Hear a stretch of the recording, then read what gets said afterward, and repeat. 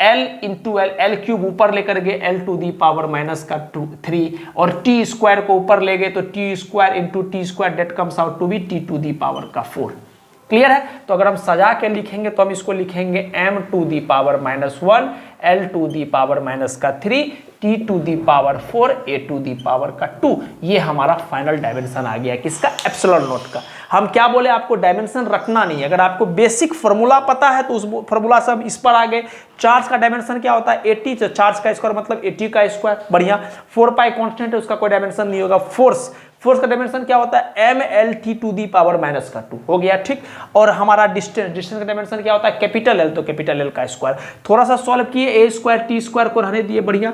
m को ऊपर ले गए तो m to the power minus का 1, ठीक। अच्छा, l इंटू एल स्क्वायर क्या हो जाएगा? l क्यूब ऊपर ले गए तो l to the power minus का 3, ठीक है।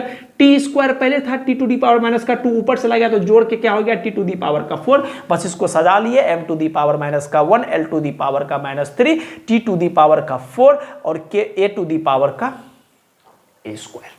क्लियर है? तो अगर आपसे डायमेंशन पूछेगा, काहे की यूनिट पूछा, तो संभावना है कि कल के दिन आपसे डायमेंशन पूछेगा, तो आप इस तरीका से अप्रोच कर सकते हैं। इन शॉर्ट हम आपको ये बोलना चाह रहे हैं कि you don't have to memorise this thing, ये रटना नहीं है। आप रटोगे तो स्वाभाविक सी बात है, भूल जाओगे, इतना घटिया चीज है ना। या यूनिट की बात करें तो रटना नहीं है, आपका बेसिक कॉन्सेप्ट क्लियर होना चाहिए। आप आराम से यूनिट और डायमेंशन कुछ भी पूछेगा आप बता सकते हो, ठीक है।